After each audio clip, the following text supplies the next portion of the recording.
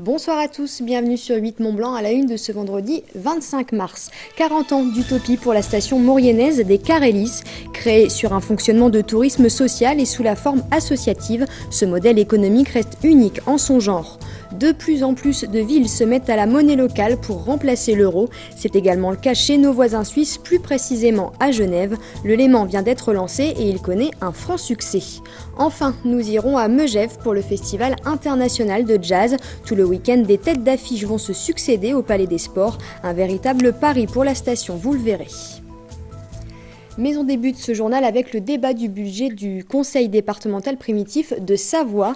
Les conseillers départementaux ont tout d'abord tenu à souligner leur choix de ne pas augmenter la fiscalité et ce pour la 10e année consécutive. Pour 2016, la Savoie va donc disposer de 545 millions d'euros, soit 1,5% de plus que lors de l'exercice précédent. À noter qu'une enveloppe de 100 millions d'euros sera destinée à l'investissement pour les routes, la jeunesse et le très haut débit.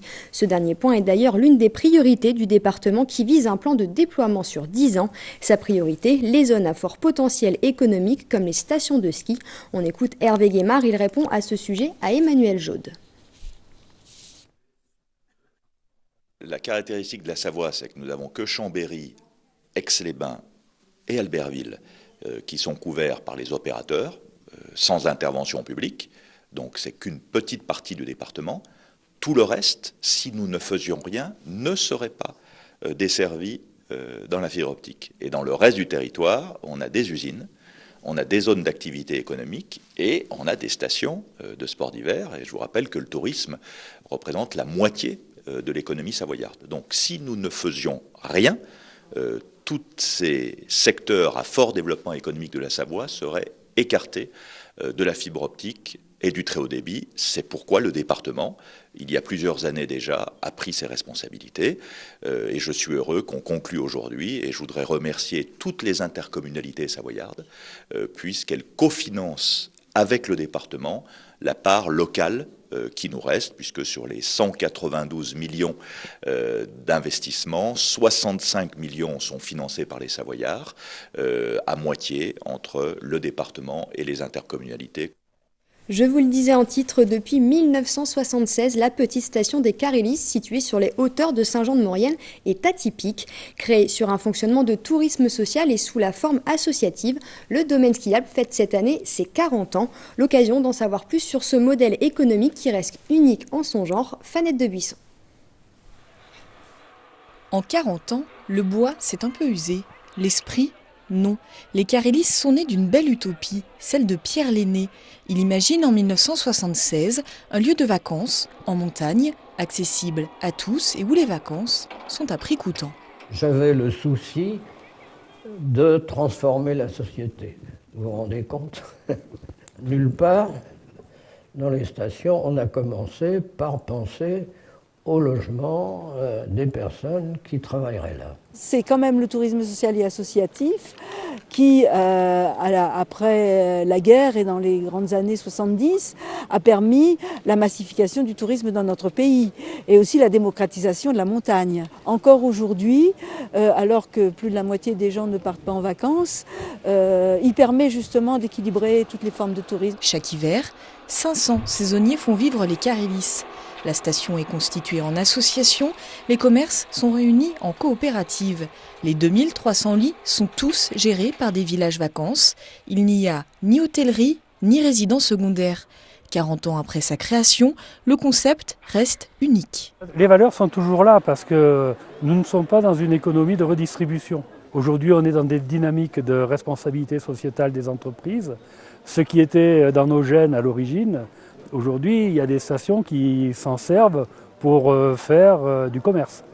Bon, ce n'est pas le cas de la station des Carélis. Ça ne se vend pas une valeur, ça ne se monnaie pas, quoi. Ça se vit. De 2011 à 2014, les Carélis connaissent quelques difficultés et perdent 30 000 journées vacances. Le modèle social ne suffit pas à attirer les vacanciers. Pour cela, l'équipe avance d'autres arguments. La station a par exemple été la première à installer un télésiège chauffant. Le fait qu'on ait un modèle social c'est une façon de fonctionner. Mais au niveau de la qualité du produit, on est comme partout, voire des fois en avance. Vous l'avez dit pour le télésiège 6 places, mais plus récemment, on est la seule station entièrement avec la fibre optique. Qu'on soit associatif ou totalement privé, on doit répondre aux attentes de la clientèle. Pour leurs 40 ans, les Carélis se sont offerts un joli sursaut de fréquentation, plus 15% par rapport à l'an dernier. Les chiffres du chômage du mois de février sont tombés hier et ils ne sont pas bons. Tout comme au niveau national, la Haute-Savoie voit son nombre de demandeurs d'emploi augmenter. Il est désormais de 38 570, soit 1,3% de plus qu'en janvier. Une rechute pour l'emploi dans le département qui avait connu une embellie le mois précédent. Comme chaque vendredi, nous vous emmenons en dehors de nos pays de Savoie. Cette semaine, direction la Suisse et Genève avec nos confrères de Léman Bleu.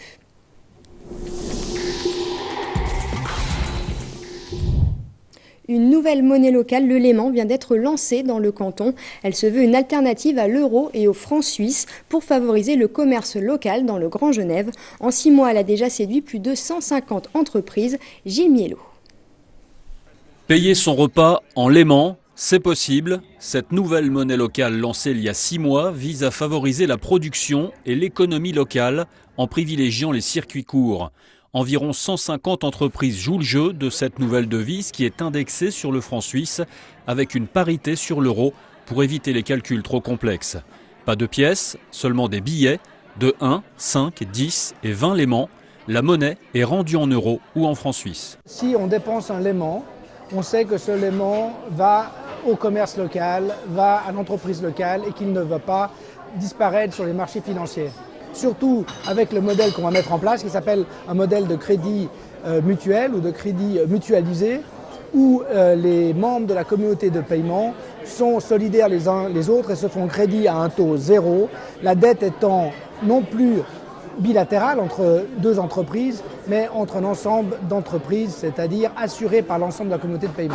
Une communauté encore un peu trop confidentielle, environ 600 particuliers se sont laissés séduire.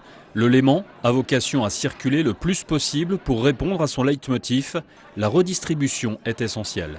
Si les gens viennent payer en Léman ici, moi je paye mes fournisseurs locaux en Léman. Et voilà, et la roue tourne. Une monnaie locale et transfrontalière, utilisée majoritairement par des entreprises qui privilégient l'éthique et le commerce responsable. Si beaucoup restent sceptiques, estimant qu'il n'y a pas besoin de la contrainte d'une monnaie pour consommer des produits locaux, l'idée fait son chemin, notamment sur les marchés. C'est un état d'esprit, c'est une façon d'être, de rester un peu, de manger local, consommer local. La semaine dernière, j'ai quelqu'un qui est venu, qui m'a acheté pour 200 francs suisses de léman, et puis autrement, inversement, donc il y a des gens qui ont des lémans qui veulent changer. Mais en règle générale, on a de plus en plus de demandes, Il existe des centaines de monnaies locales et alternatives à travers le monde qui garantissent de servir l'économie locale et non les marchés financiers. Le Léman, dont les billets sont fabriqués dans le canton de Vaud, espère suivre les traces de son voisin transfrontalier, l'Eco, utilisé à Annemasse depuis 3 ans et qui compte plus de 3000 fidèles. Parlons sport à présent et plus précisément de tennis handisport. Tous les 2 ans, quelques-uns des meilleurs joueurs de la discipline se retrouvent sur les bords du lac Léman pour l'Open international d'Amphion publié. Un tournoi offrant des points pour la qualification aux Jeux paralympiques. Un événement qui a définitivement trouvé sa place dans le calendrier mondial. Sébastien Germain. Petit à petit, l'Open international de tennis handisport qui fête cette année sa 9e édition est en train de se construire une belle réputation. Pour preuve, le tournoi organisé par le club Tennis Amphion publié propose un plateau de choix pour ce cru 2016. Cette année, on a le numéro 16 mondial, tête de série numéro 1 chez les hommes. Également le numéro 1 mondial junior, qui est un espagnol, série numéro 2 du tableau. Et chez les dames, la numéro 11 hollandaise, tête de série numéro 1. Donc je crois qu'on n'a pas eu de tableau aussi relevé depuis qu'on organise ce tournoi. D'une dotation totale de 12 000 $ et d'un budget de 45 000 €, le tournoi au Savoyard est aujourd'hui classé ITF 3, soit la 3e catégorie de tournoi du calendrier mondial. Et aujourd'hui, il est presque victime de son succès. C'est un tournoi qualificatif, les derniers points pour les Jeux paralympiques de Rio, puisque là on arrive dans la phase finale. Là. Notre tournoi il a une bonne renommée, on a beaucoup de joueurs qui veulent venir en Amphion. Déjà par rapport à l'organisation, on a assez bien, même très bien structuré. Et là, cette année, on a dû refuser une trentaine de joueurs puisqu'on ne peut pas prendre tout le monde, quoi.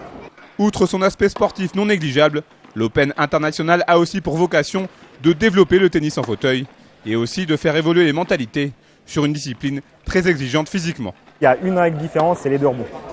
C'est la seule chose qui différencie les valides des handis. Avant de frapper la balle, ils ont le droit de laisser rebondir la balle 2 fois. Au bout d'un certain temps, les joueurs maîtrisent les coups. La plupart des joueurs qui jouent en fauteuil sont d'anciens joueurs valides, donc les coups, ils les maîtrisent. Après, ce qui est le plus dur à apprendre quand on commence le tennis en fauteuil, c'est le déplacement.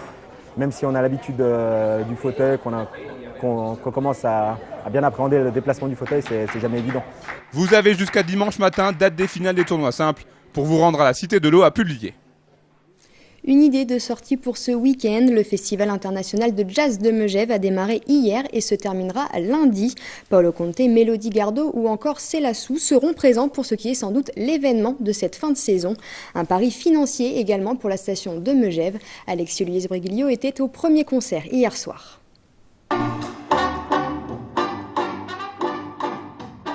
Megève et le jazz, c'est une histoire d'amour depuis de nombreuses années. Mais il a fallu attendre 2016 pour voir apparaître un véritable festival et une programmation internationale. C'est vrai qu'un festival de jazz, c'est bien sûr la grande scène, la scène principale, mais c'est aussi l'aspect festif de cette musique. Et ce qu'on a voulu faire ici à Megève, c'est dès la première édition avoir de la musique dans la ville, avoir des musiques dans le village, avoir de la musique tout au long de la journée, au bas des remontées mécaniques, en haut des remontées mécaniques, dans les clubs. Et un budget pour aligner toutes ces têtes d'affiche à Megève. Pour la commune, c'est un véritable pari financier, car c'est tout simplement la création de l'événement de l'hiver. Énormément d'émotions, énormément de stress. On a subi beaucoup d'attaques. Il y a eu énormément de questions. Il est vrai que tout a tourné autour du budget de ce festival. On sera transparent. C'est normal, mais je pense que le jeu en valait vraiment la chandelle. La jauge s'est remplie rapidement. Les réservations ont commencé tranquillement, correctement, jusqu'à il y a 3 semaines. Et là, effectivement, tout s'est bousculé. Et je crois qu'on peut dire qu'on est rempli, complet. La salle est pleine. Nous avons des soirées qui sont... Il reste encore quelques places, je crois, vendredi soir, mais sinon on est à guichet fermé. Après, c'est aussi montrer que la musique de jazz, c'est pas quelque chose de fermé et de réservé à une élite.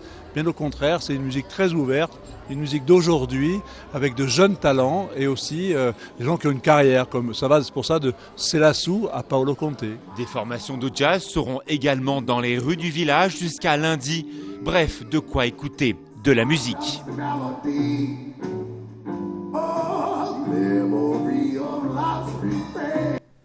Et autre idée de sortie pour ce week-end de Pâques à la Toussuire cette fois-ci. Demain, la station accueillera Amir Haddad. L'artiste franco-israélien représentera la France au concours de l'Eurovision. Il s'agira de l'unique concert de l'artiste en France avant le concours. Le rendez-vous donc ce samedi à 19h30 sur le front de neige. Et puis une dernière info pratique avant de se quitter. Dans la nuit de samedi à dimanche, n'oubliez pas d'avancer vos montres d'1 heure pour le passage à l'heure d'été. À 2 heures, il sera donc 3 heures. 1 heure de sommeil en moins, mais 1 heure de soleil en plus pour profiter des terrasses en ce début de printemps. C'est la fin de cette édition. Merci à tous de l'avoir suivi. Tout de suite, vous retrouvez la météo de Thierry Polm. Lundi, pas de JT puisque c'est Pâques. Vous retrouverez donc Fanette de Bisson mardi. Passez un très bon week-end et à bientôt.